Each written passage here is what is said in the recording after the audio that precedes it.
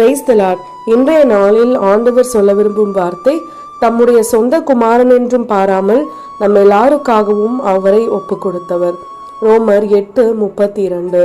அன்பான தேவனுடைய பிள்ளைகளே, நம்முடைய பிதாவானவர் தன்னுடைய சொந்த குமாரன் என்றும் பாராமல் இயேசு கிறிஸ்துவை நம்முடைய பாவங்களுக்காகவும் நாம் செய்த தவறுகளுக்காகவும் குற்றங்களுக்காகவும் அவரை பலியாய் ஒப்பு கொடுத்தார். உலக பிரகாரமாகிய நாம நம்முடைய பிள்ளைங்களுக்கு ஏதாவது ஒரு கஷ்டம் வரும்பொழுது, இல்லை ஏதோ ஒரு பிரச்சனையில நாம நம்முடைய பசங்களை முன்னிறுத்த ரொம்ப பயப்படுவோம். எப்படியாவது அந்த சூழ்நிலையில இருந்து அவங்கள கூட்டிட்டு வந்துடணும், அவங்களுடைய பேர் எந்த இடத்துலையுமே ஸ்பாயில் ஆயிடக்கூடாதுன்றதுல நம்ம ரொம்ப தெளிவா இருப்போம்ல. அவ்வளோ பாதுகாப்போம். நம்மளுடைய பிள்ளைகளுக்கு எந்த ஒரு சேதமும் வராத நம்ம கண்கள் பார்க்கவும் நமக்கு விருப்பமும் இருக்காதுல்ல, அதை நம்ம மனசு தாங்கிக்கவும் தாங்கிக்காது.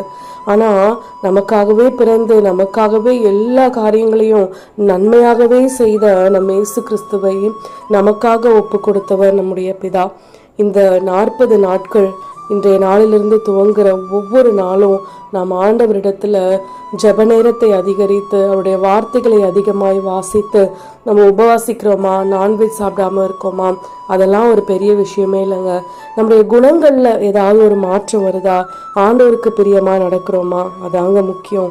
எனவே நம்முடைய கோபத்தை, ஆண்டவருக்கு பிரியமில்லாத சின்ன சின்ன காரியங்கள்ல ஆண்டவருக்கு உண்மையா இருக்கிறதுல நம்முடைய மாற்றத்தை இப்படி வெளிப்படுத்தி ஆண்டவருடைய இந்த நாட்களில நாம் இன்னுமாய் பிரியமாய் நடந்து சாட்சியாய் வாழலாம். ஆமீன்.